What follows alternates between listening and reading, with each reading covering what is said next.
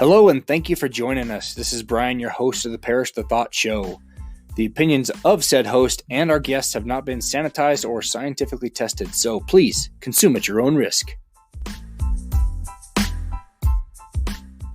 Ladies and gentlemen, and whoever else is listening, welcome back to the show. My guest today, Jason Christensen, one of Security Home Mortgage's finest lenders and recent disciple of Mount Kilamanjaro, the tallest mountain in Africa. We talk of the preparation and spiritual journey that was going to Africa and leaving it all on the mountain with his kid in tow. Well, thank you for joining me today to talk about your great adventure that you did. When was it? Oh, let's see. We flew down there. I brought my notes. Thought it'd be fun. Yeah, journal. June of 2022, you hiked Mount Kilamanjaro. Yeah. It's a big ass mountain. It is it's the biggest in Africa, which makes it sound bigger, but like Everest base camp is higher than Kilimanjaro. That makes sense. So people who are like, "Oh, I went to base camp," and you think, "Oh, you're a little sissy." No. That's a big deal. Yeah. So okay, yeah. Well, is this something you had on your bucket list? No. Or was this a random, hey, what are you doing this weekend? So my guardian angels retired when I hit about 20, 21, 22, somewhere right in there. They were like, peace. Like actually, to be honest, like I actually kind of felt some of them like, hey, we're done. So did you get okay, that's not a statement I've ever heard before. My guardian angels retired. Did you get like a statement in the mail said you're on your own? No, there's been a few times in my life when I had a feeling and I was like, oh, good to know. But like, so I served an LDS mission, right? Like there's been a few times when I was like, oh, I should have died. But like on my mission, I was hit by a car, launched through the air, bounced a couple times, walked back to the car, pulled my bike out from under the car after it backed up off of it, rode off, like it's I've almost crashed on a motorcycle a few times, crashed on a motorcycle. But like I was wilder as a teenager. So like when I got older, I was like, I'm not people, because I used to mountaineer when I was younger, which is a few times when I almost died. But I thought, I've used up my free passes and I don't want to do it. But I had two friends in 2021 say, hey, what's the crazy thing you're doing this year? And I thought, I don't do crazy things. I mean, depends who you compare it to. In a couple of weeks, I'm going rim to rim in the Grand Canyon, which not a lot of people do. But if you do things, that's fun. So they both suggested Kilimanjaro. And I was like, the first one I said no. And the second one I thought, And then I got thinking about it more. And I was like, why not? It's not that big of a mountain. It's not a technical hike. I haven't traveled much in my life. Might as well give it a shot. And then my second oldest boy wanted to be a world traveler. He wanted to be an explorer. And I thought, yeah, this would be cool. So I thought, like, why in the world would I do this? Just me when I can pay twice as much and take him. So we did it. Is there like a tour that you tap into? I mean, tell me about like the travel, like to get there. And then the preparation for something like this. Because I've hiked our local Mount Timpanogos, which is just under 12, and that's a big deal. Yeah, so I've done that a few times. The Mount Timpanogos wasn't clear before we left in June, right? There's still snow on it. I mean, it's May right now, so in another month there'll still be snow up there.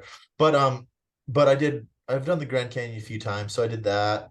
And then I actually started researching it, and all the everything I saw was like, if you're moderately active, you'll have no problem with it. So I was like, wow, I'm gonna stop.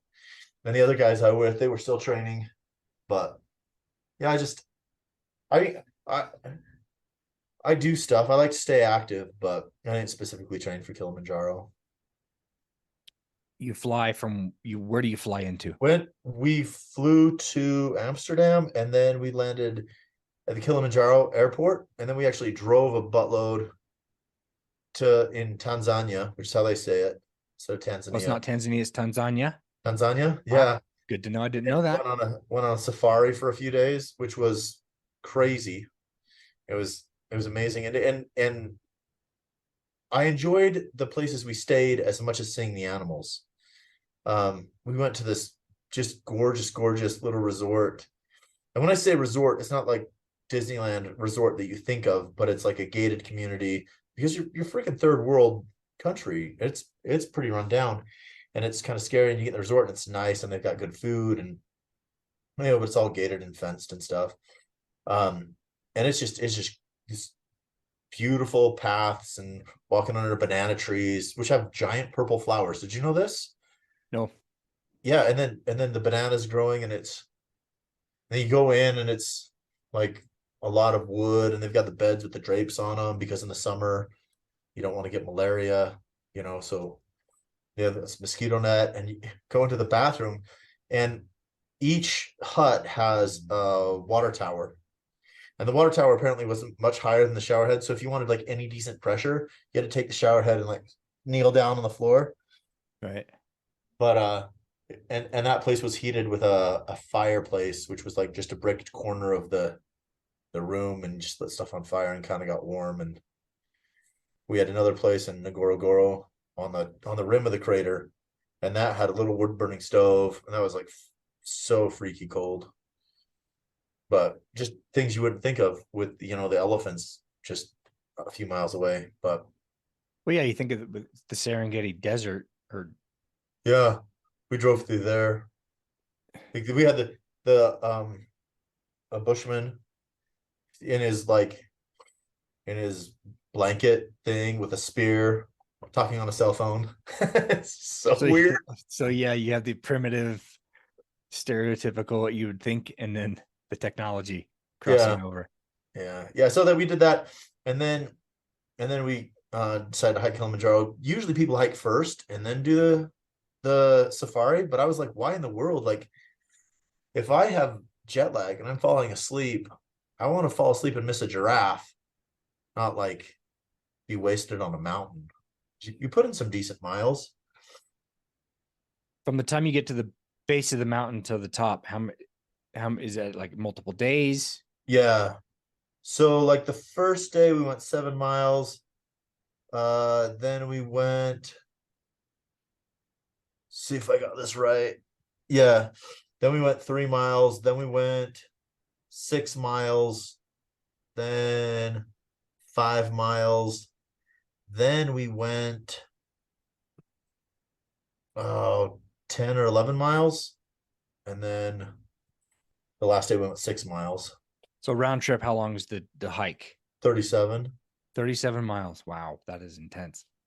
And you start at what elevation and stop at what, 19,500 feet? Where Yeah. you start at? So Uhuru Peak is 19,341. And you start at 5,380. 5,000. So you go up a little bit. If Timpanogos was sitting at sea level, you would hike Timpanogos. So like if the base of Timpanogos was at sea level, so you hike Yeah, all the way up to 12,000. You climb 12,000 feet. Yeah, yeah, and it's the hiking is pretty easy. Like it's you like if you're physically active, I don't think you need to train. But the elevation sickness is something else. It's crazy. So I have my boy I took, um, he's yoked. He's crazy. He loves to work out. I mean, he's a black belt kung fu. He's a gymnast. He does mixed martial arts, ballroom. Like he's well rounded, right? We got to oh, I forgot the name. Stella Point, which is the last point before Uhuru Peak, and he was just wasted. He was just spent and freezing, and like it was like 10 or 15 degrees. Um, but like we had on a down coat and a windbreaker and thermals and two pair of pants, and he had on frog togs on top of all that, and he just could not keep warm. So it was weird. It was Well, weird. it's amazing what slight change in temperature will do to your psyche, Well, and the other thing is, and oxygen deprivation. yeah, that's the huge one because like I've been trail running here at -10 degrees. I mean, all our water freezes, and I'm wearing thermals with the sleeves cut off. right? But there's no, well, when we got up near the summit, I ran for a little bit just for fun to mess with people. Because everybody freaks out. So and actually I learned after that wasn't that bright because you could die. Because like when you get elevation sickness, you're like, oh, I don't feel good. Cathud. So but yeah, it's like there's no way you could I couldn't run up. I think like the world record for hiking Kilimanjaro was like 6 hours by a native, but he just ran the whole thing. But there's no way I could have done that. It's crazy. Well, when I lived in Denver, there's two of the 14,000 peaks you can drive to the top of, Pikes Peak and then Mount Evans. Yeah. And I remember getting up there, getting out of my car, and kind of jogging up another couple hundred feet. And I thought I'd just run a marathon at 14,000 feet. Yeah. There's just nothing. You're breathing, but there's nothing in the air. There's nothing. Right. It's fake air. It's And great. It's it does crazy. no good. Yeah. Yeah. So like every night I had a hard time sleeping because the oxygen is thin. And I knew like I'd read enough, like, oh, you'll have a hard time sleeping. And so I brought sleeping pills, which was a big no-no because then you'll fall asleep and you won't wake up when your body's like, oh, by the way, we're dying. But that's about the only way I could get good sleep because like one, you're camping, right? So the first couple nights camping, typically I don't sleep well until my body's like, oh, I guess this is as good as it's gonna get. But yeah, it was hard to sleep. Wake up with my resting heart rate was close to 100 beats a minute That's crazy for because sleep. yeah, just the air's so thin, your body's like fighting to get out the oxygen everywhere. Yeah.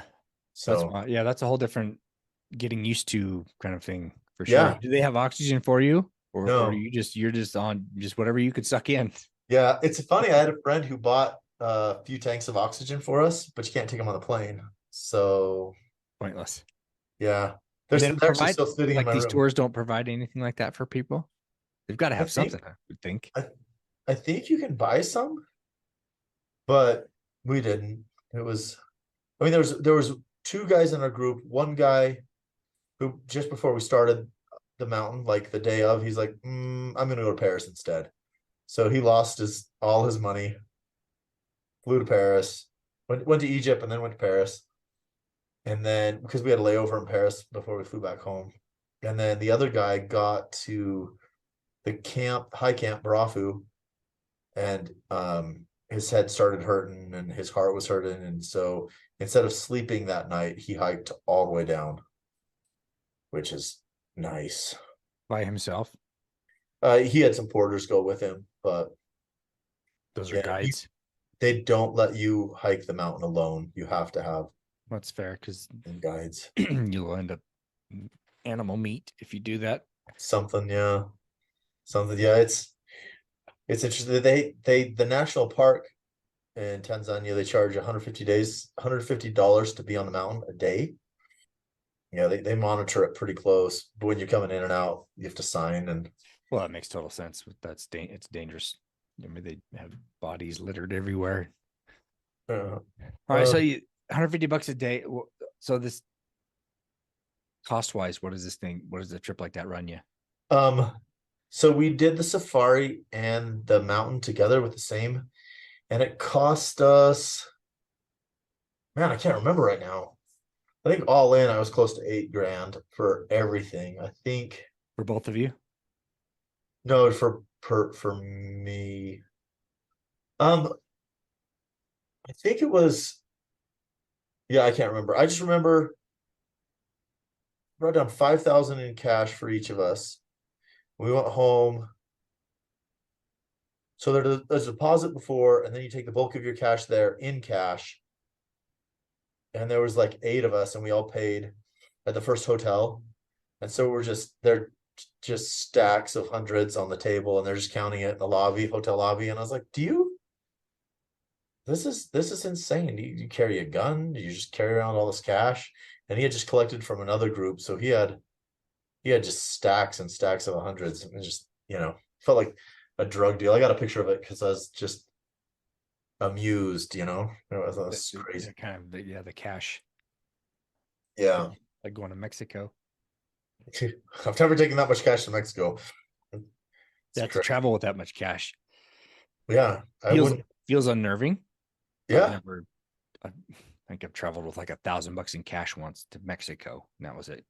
Uh, Because I rent a car from a guy who only takes cash and no paperwork, which is brilliant. You'd think it was a sketchy deal, but it works. So I've done that a few times. that's good. I'm But sure there's good reasons, right? yeah, because you end up getting hosed if you don't. But what Uh, what what was the like your biggest takeaway? Biggest takeaway from this?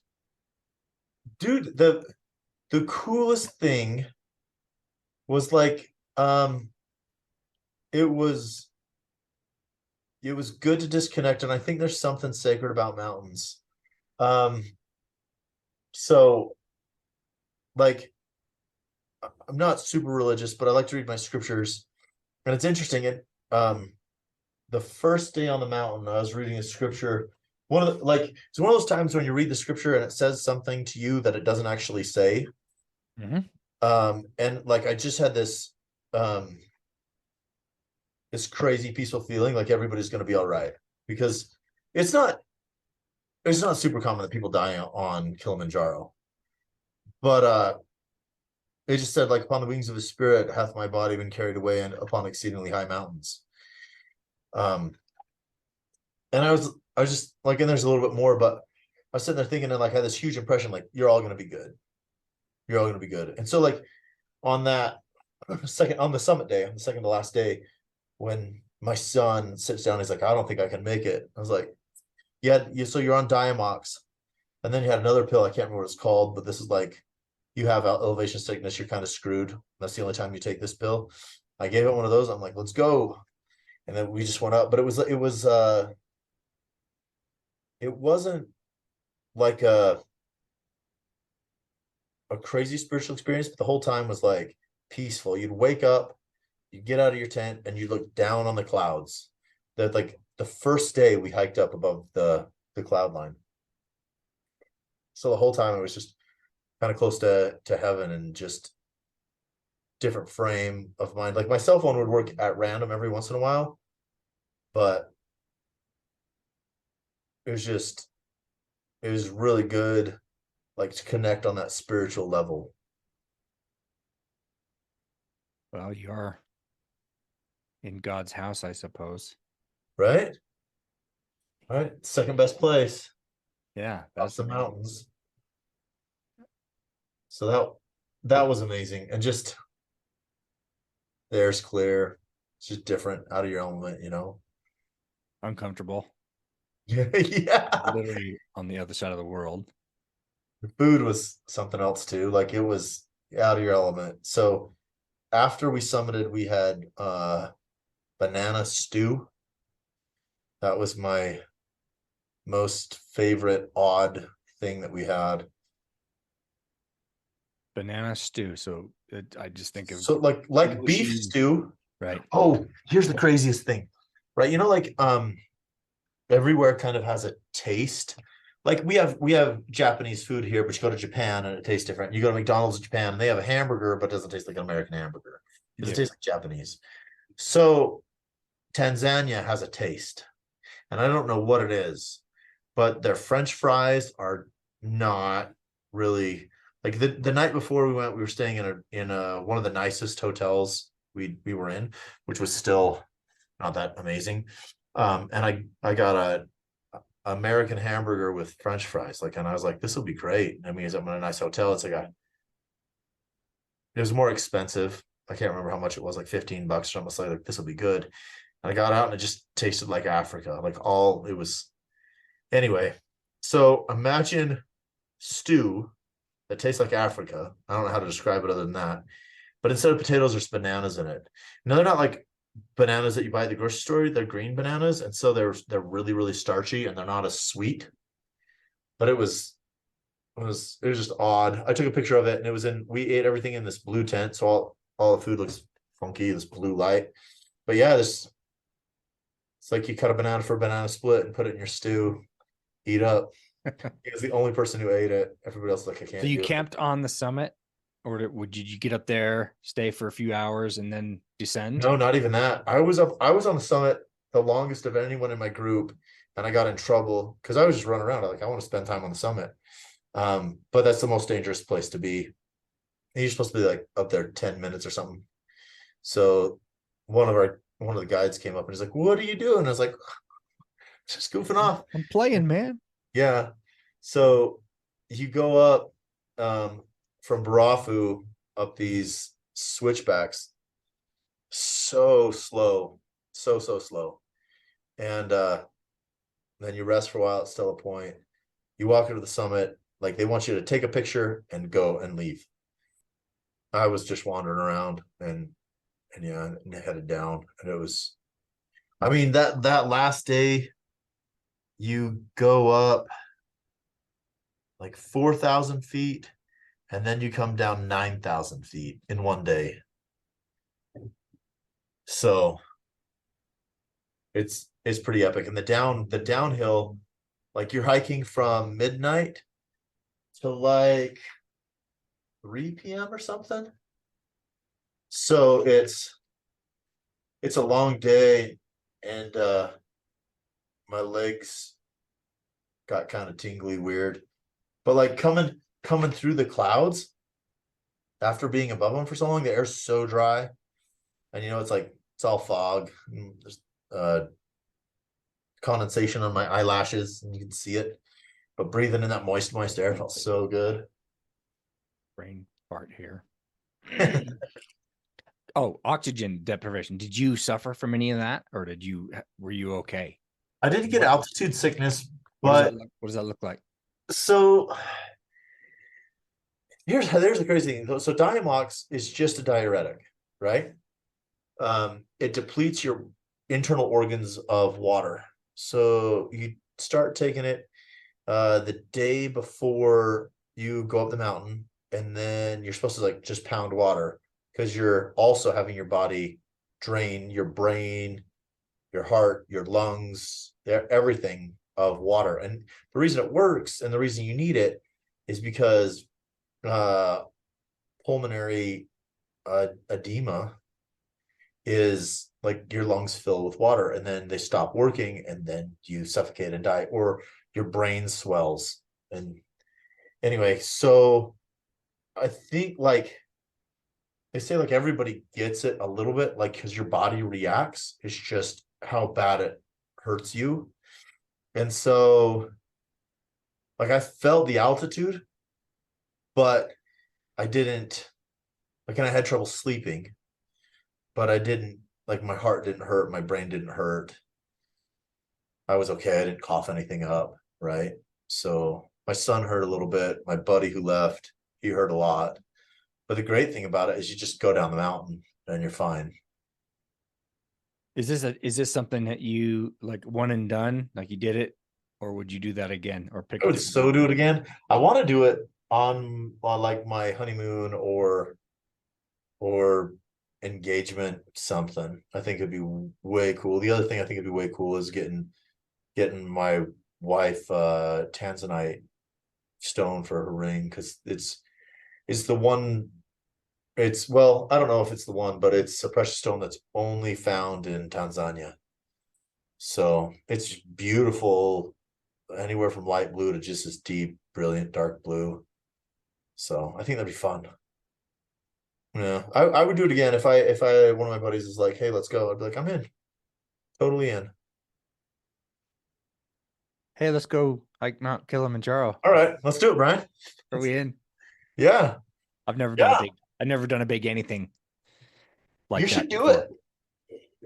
I think I've done the biggest thing I was even training for was like a 200-mile bike race. That's the only thing physically I've ever That's pretty come fun. close to committing to. Never actually, the COVID killed it, so it didn't even happen. Oh, But but to do something like that, and then I talked to a kid the other day who rode his bike from Utah to Boston.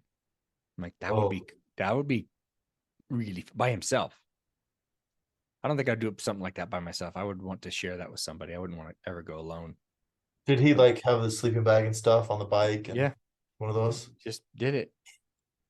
A little bit of Forrest Gump going on. Yeah. Yeah, maybe one day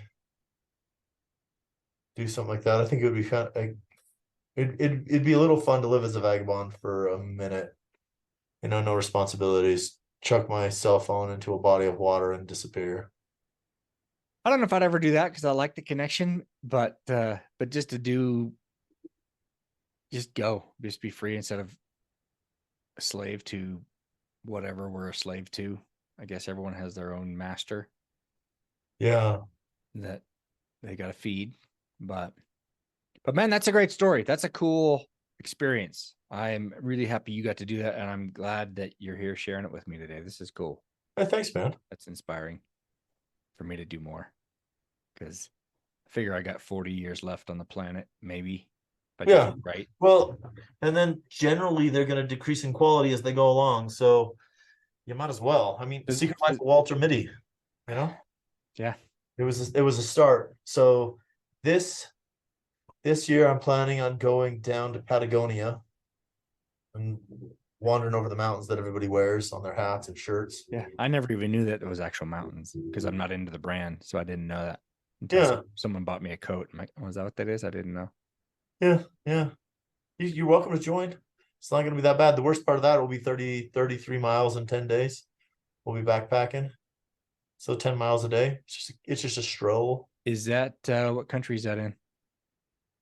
Argentina or Chile or something, or both, maybe on the edge. The mountains are in both of them. I don't know which ones we'll be walking through, or if we'll cross over the borders. And when are you doing that one? Between December and New Year's, or Christmas and New Year's. Oh, summer down there. Yeah. Is that a challenge? Are you throwing down a challenge? Yeah. That'd be fun. Either that or like in 3 weeks. 3 weeks, Grand Canyon.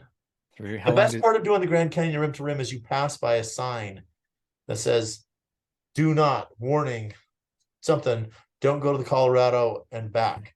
It's got a picture of a sunburned white dude throwing up all over the trail. I always get my picture taken by that. It's just why can't you go to the Colorado and back? It's just too far? It's a lot of elevation, and it's only depending on how you do it, it's 18 to 20 something miles. So on that, do you go clear down into the bottom and then up, or okay, because you have to, because there's no bridge. But there's a couple bridges across the bottom, but they're like less than 100 feet tall. Just get you across the river, but which would really add adventure to it. I mean, that you might die trying to swim across that, but yeah, I might. I'm sure someone could. They'd be like, sissy. There's a part of it on one of the bridges. There's a black bridge and a silver bridge, and if you go across the silver bridge and you look that way, east maybe, there's always a whirlpool. And I just think, man, like, I know I would die, but what would that be like? To die in a whirlpool? Yeah, to get sucked down Colorado River raging. Like, well, bloop. That'd be crazy. I'm swimming, I'm not. Yeah. I'm swimming. Now I'm a rock.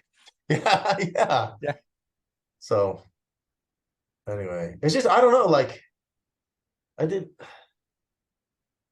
before I got divorced, like, I was all about how do I get ahead financially, and then divorce changes that mindset drastically. And then I thought, like, well, what memories do I have? I was like, and so I don't know, that's kind of where I'm at now. Still have a lot to learn, though, and a lot of memories to make. Yeah, that's fair. Sweet, man. That's great. Thanks for coming on and sharing that story with me. That was fun. Yeah, thank you. All right, until next time. All right, take care, Brian.